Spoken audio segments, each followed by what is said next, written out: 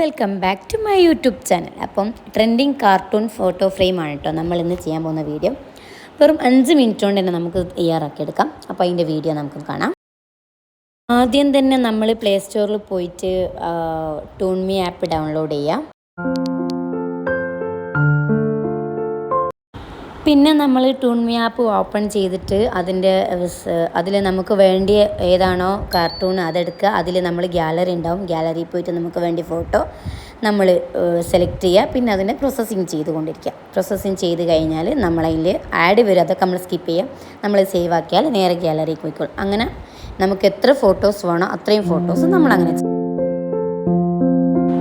അത് കഴിഞ്ഞാൽ പിന്നെ നമ്മൾ പിക്സാർട്ട് പോയിട്ട് ബാക്ക്ഗ്രൗണ്ടിൽ പോവുക. പിന്നെ നമുക്ക് വേണ്ടതിന് ടൂൾസ് പോയിട്ട് ക്രോപ്പ് പോയിട്ട് 4ാമത്തെ ഓപ്ഷൻ നിൽക്കാം. പിന്നെ നമ്മൾ ഫോട്ടോയിലേക്ക് ആഡ് ചെയ്യുക.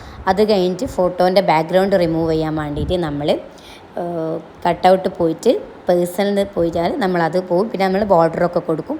അത് നമുക്ക് ഇഷ്ടമുള്ള രീതി ചെയ്യാം. അങ്ങനെ എല്ലാ ഫോട്ടോസും നമ്മൾ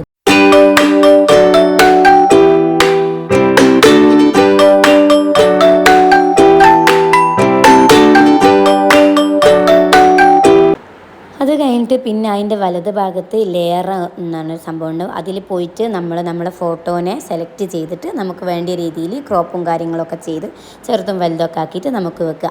പിന്നെ അതിൽ തന്നെ പോയിട്ട് നമുക്ക് ചില ഫോട്ടോൻ്റെ ബാക്ക് സൈഡിലും ഫ്രണ്ട് സൈഡിലും അങ്ങനെ ബാക്കിലും മുന്നിലായിട്ട് ഫോട്ടോസ് വേണ്ടി വരും.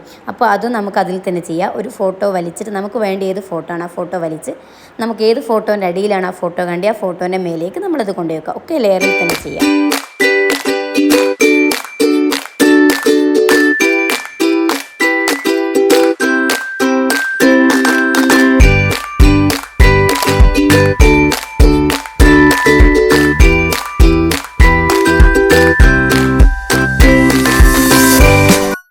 പിന്നെ നമുക്ക് വേണ്ടത് സ്റ്റിക്കറാണ്. അപ്പോൾ സ്റ്റിക്കറിൽ പോയിട്ട് സെർച്ച് പോയിട്ട് നമുക്ക് വേണ്ടിയ സ്റ്റിക്കർ അവിടെ നിന്ന് സെലക്ട് ചെയ്ത് അത്